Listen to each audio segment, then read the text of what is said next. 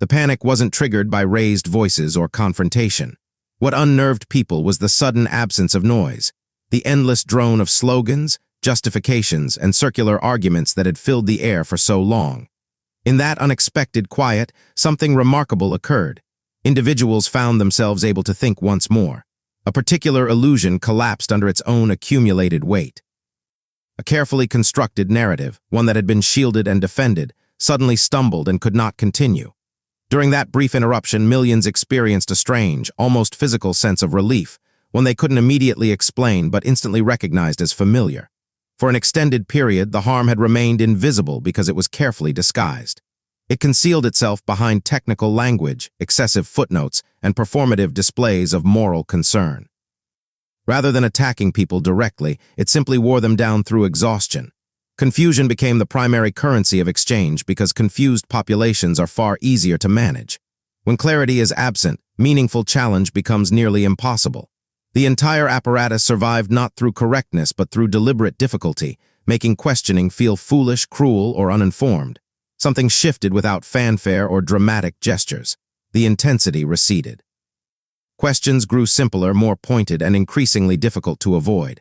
What is genuinely true here? Who gains from this arrangement? Who quietly absorbs the consequences without acknowledgement? These questions accused no one. Instead, they illuminated the underlying architecture. Once revealed, that architecture appeared fragile, over-engineered, perpetually defensive, dependent on people never slowing down long enough to see it clearly. This recognition landed instantly. People sensed it in their bodies before they could articulate it in words. The persistent feeling of being manipulated began to ease. The quiet shame of wondering whether doubt indicated personal failing started to dissolve. The transformation wasn't about opinions changing overnight. Rather, instincts that had been treated as defects suddenly became valid again. Language finally aligned with experience, and this correspondence proved deeply stabilizing to the human psyche. Those positioned within the existing structures sensed the change too, perhaps even more acutely. They weren't attacked, but the assumptions they had relied upon were suddenly exposed. Personal attacks can be absorbed. Professional titles can deflect responsibility. Yet when foundational premises are questioned calmly and publicly, the entire edifice begins to shake. Lucrative illusions depend on unquestioned foundations, and once those foundations are named publicly, they cannot be unseen. What enabled the spread wasn't authority or forceful insistence. It was repeatability. The ideas were articulated clearly enough to pass from person to person without distortion. When truths become easy to repeat, they propagate faster than any organized campaign could achieve. The systems that cause the most damage rarely announce themselves as cruel or malicious. They have no need to. They persist by presenting themselves as essential, unavoidable, or simply too complex for ordinary people to challenge. Their strength derives not from force but from fog. When populations cannot clearly articulate what is wrong, they struggle to oppose it effectively. Confusion serves as a shield, while ambiguity becomes protective armor. These systems thrive on layering, layer upon layer of terminology that sounds precise but explains nothing meaningful. Layer upon layer of procedures designed to diffuse responsibility. Layer upon layer of moral language specifically crafted to discourage scrutiny. Every aspect gets framed as nuanced, settled, or beyond comprehension of regular people.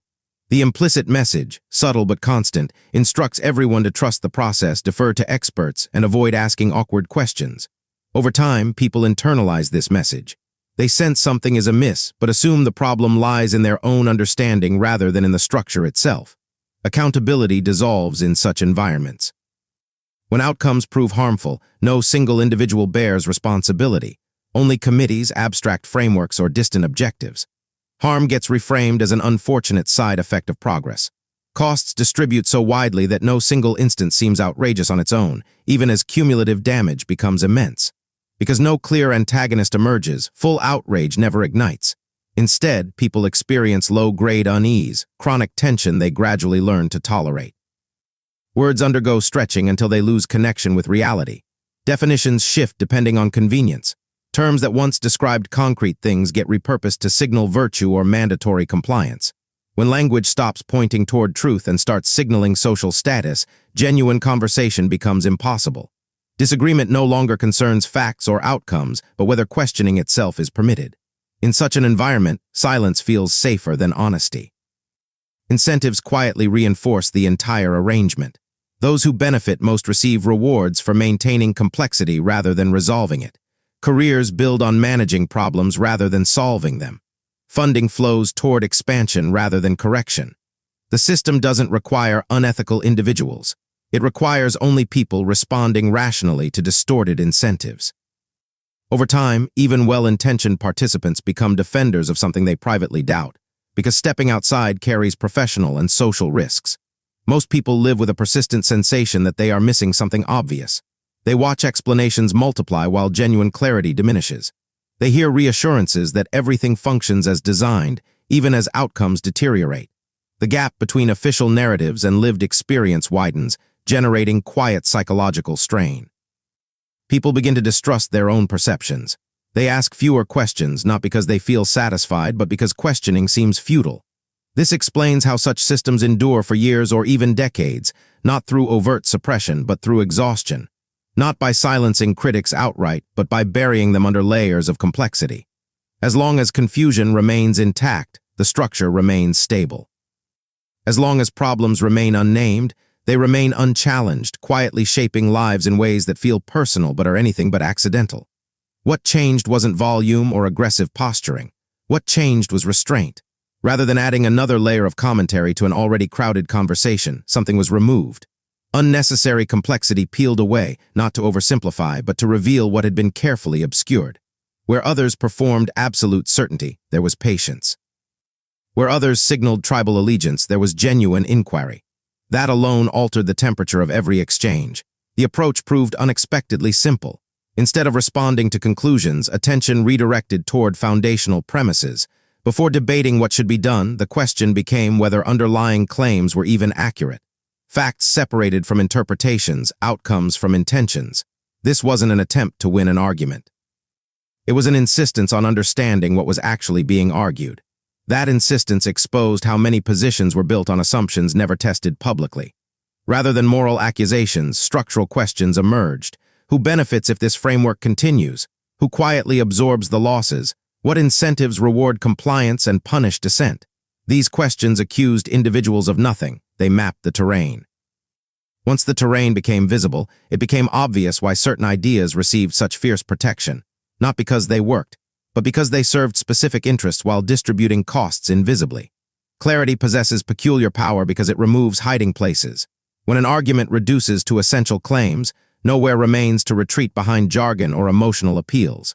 Vague language stops functioning. Appeals to authority lose force when authorities cannot explain their reasoning in plain terms. What remains is either coherent or it isn't. Many things that sounded impressive in abstract language collapsed when translated into everyday speech. This approach also altered emotional dynamics. Without shouting or ridicule, defensiveness had nothing to latch onto. Disagreement no longer appeared as hostility but as genuine examination. That distinction matters profoundly. People prove far more willing to reconsider views when they don't feel attacked. By refusing to escalate, space opened for thought rather than reaction. Conversations slowed, and in that slower pace, weaknesses became visible. Perhaps most unsettling for those invested in old patterns was the refusal to offer replacement dogma. No new slogan emerged for memorization, no new identity for adoption. The focus remained on standards rather than predetermined outcomes, on evidence, coherence, and responsibility. That made the challenge harder to dismiss. One can argue against a proposal, but arguing against the idea that claims should be truthful, that actions should produce measurable results, and that costs should be acknowledged honestly proves far more difficult. By returning repeatedly to foundational principles, discussions anchored to something stable. No matter how topics shifted, the same questions applied. Is this real? Does this work? Who pays for it? That consistency created trust, not through charm or authority, but through reliability. People could follow reasoning step by step and reach their own conclusions. Once individuals realize they can think clearly for themselves, the spell of confusion begins to break. The response wasn't immediate because people were persuaded. It was immediate because they recognized something they had been missing. A sudden alignment occurred between what they had quietly felt for a long time and what was finally being spoken aloud. That alignment produces relief before it produces agreement. The sensation of no longer needing to twist personal perception to match an official story that never quite fit. When words accurately describe reality, the mind relaxes. For many, the experience had been one of persistent self-doubt. They noticed contradictions, inefficiencies, and outcomes that didn't match promises. Yet every public explanation insisted the problem lay elsewhere, or worse, within the questioner. Over time, this creates internal conflict. Either reality is wrong or you are. When clear articulation finally mirrors lived experience, that conflict dissolves. The relief people felt wasn't excitement but the easing of psychological pressure. This explains why the effect traveled so quickly. It didn't require people to adopt new beliefs. It allowed them to trust their existing perceptions again. They didn't feel instructed, they felt understood. That distinction matters. Instruction demands obedience. Understanding restores confidence. Once people feel confident in their capacity to judge what they observe, they become far less dependent on external validation. Language played a critical role, precise without being technical, firm without being theatrical. Complex ideas translated into simple questions anyone could repeat without distortion. That repeatability allowed insight to spread organically. People shared it not as a slogan, but as a personal realization. This explains why something felt wrong for so long. When ideas spread this way, they don't feel imposed, they feel discovered. Another reason the impact proved so widespread was the removal of shame from skepticism. Many people had learned to associate questioning with moral failure or ignorance. Doubt got framed as cruelty, hesitation as weakness. By calmly acknowledging uncertainty and examining claims openly, a different message emerged. Questioning isn't a defect, it's a responsibility. That reframe proved profoundly liberating. It gave people permission to think without first apologizing for it. There was also a sense of collective recognition. Individuals realized they weren't alone in their confusion or discomfort. What they had assumed was private unease turned out to be widely shared. That realization reduces isolation, which serves as one of the most powerful tools any dysfunctional system relies upon. When people believe they are alone, they stay quiet. When they realize millions share the same tension, silence becomes much harder to maintain. Importantly, the relief wasn't rooted in optimism about the future. It wasn't a promise that everything would be fixed.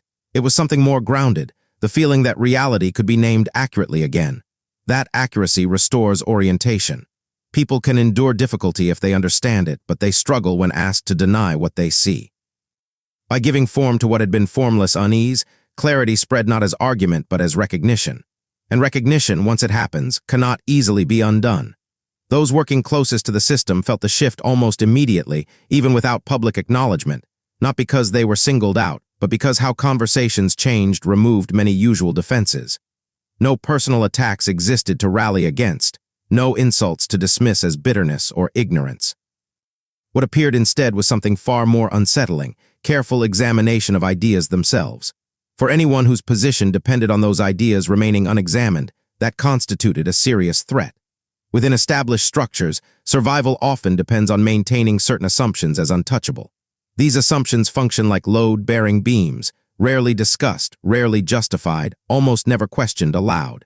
Entire strategies, careers, and revenue streams are built upon them. When those underlying premises are calmly exposed and tested, a kind of structural anxiety emerges. Even if the surface still appears intact, people can feel stress traveling through the framework.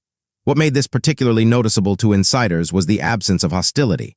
Hostility provides familiar territory. It's easy to manage. It triggers rehearsed responses, public statements, and reputational shields. Calm scrutiny offers no such script. When questions are asked plainly and repeatedly without accusation, usual deflection techniques begin failing. Jargon sounds hollow. Appeals to consensus feel thin. Authority without explanation becomes uncomfortable. Many inside the system already understood its weaknesses. They had seen data that didn't align with messaging. They had watched inefficiencies multiply while official narratives remained unchanged. But as long as these contradictions stayed internal, they could be managed privately. What changed was that those contradictions were now being articulated publicly in a way that matched what insiders had noticed but rarely voiced. That created a moment of recognition difficult to ignore. There was also a professional dimension to the unease. When assumptions are questioned, competence is implicitly tested.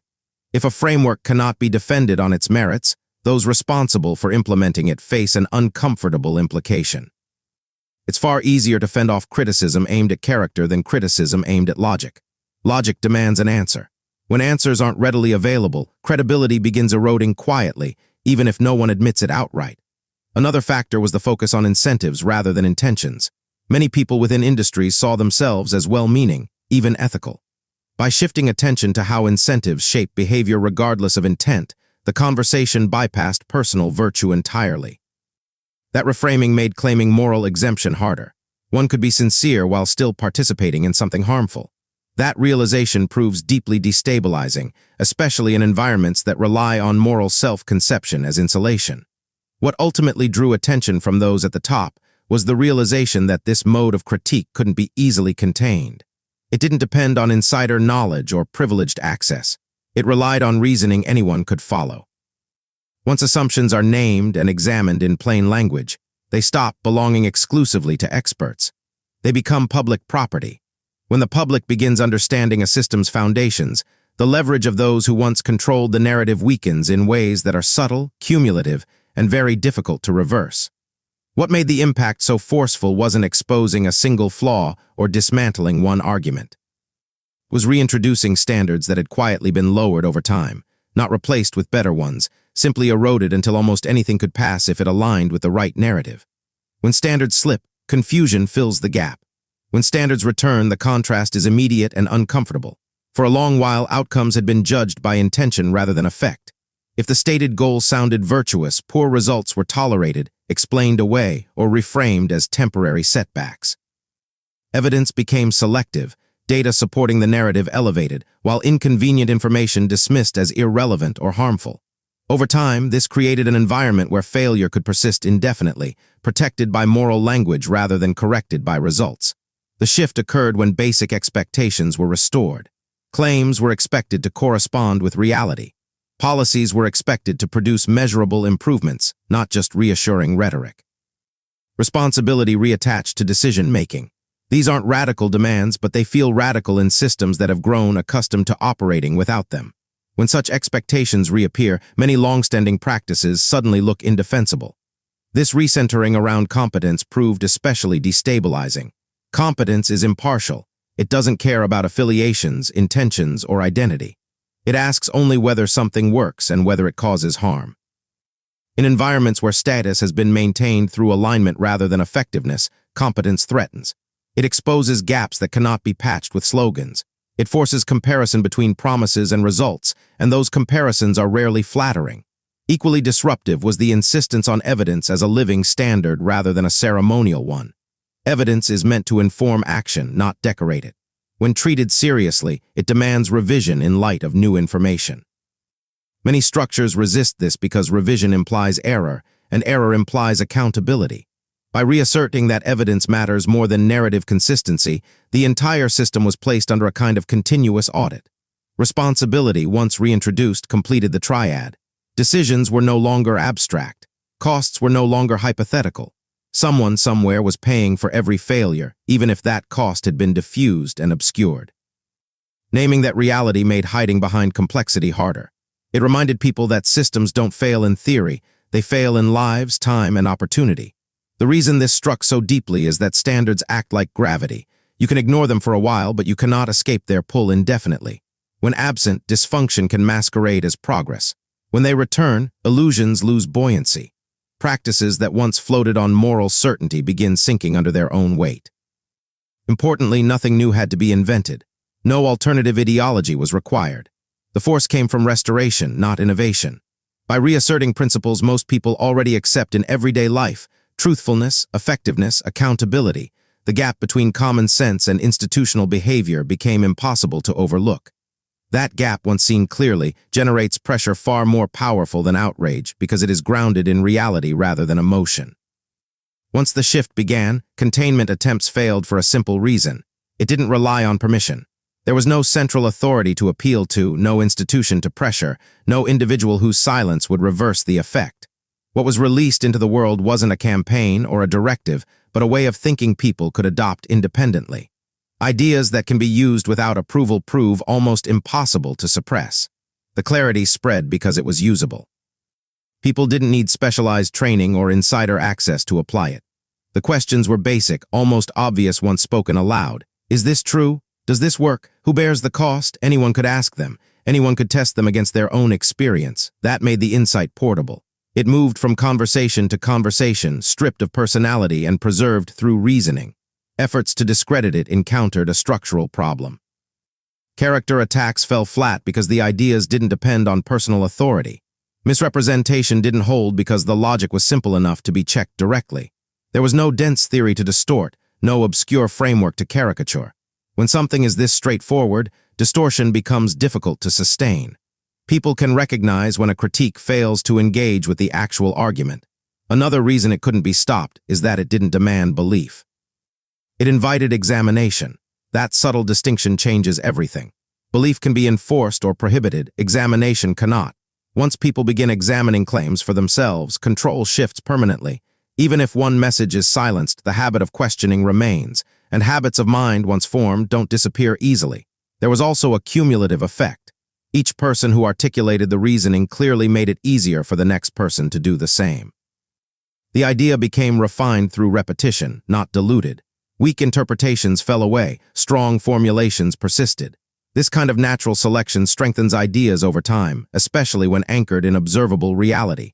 What survives is what continues making sense across contexts. Attempts to reintroduce confusion only highlighted the contrast. After experiencing clarity, people became more sensitive to obfuscation. Vague language stood out. Circular explanations triggered skepticism rather than compliance. What once passed unnoticed now felt evasive. This change in perception is critical. It means old tools lose effectiveness, not because they are exposed publicly, but because they no longer work internally on individuals. Perhaps most importantly, the spread didn't require outrage to sustain it. Outrage burns hot and fades quickly. Clarity is quieter, but it lasts. It integrates into how people interpret information going forward. Once someone learns to reduce claims to foundational principles, they apply that skill everywhere. The effect compounds across domains, creating a broader shift in expectations. This explains why containment failed. You can restrict platforms, manage narratives, and issue corrections, but you cannot easily reverse a widespread improvement in discernment. Once people discover they can understand complex issues without surrendering judgment, they don't return to confusion willingly. When a truth can be grasped, repeated, and applied without distortion, it stops being an event and becomes part of how reality is processed. No rebellion was ignited, no banner rallied around. What happened was quieter and far more consequential. A falsehood that had been quietly shaping behavior lost its coherence, not because it was shouted down, but because it was seen clearly. And once seen clearly, it could no longer demand obedience. That's why the effect was immediate. Lies require constant maintenance. Truth does not. When clarity enters at the right moment, the world doesn't need to be forced to change. It begins correcting itself.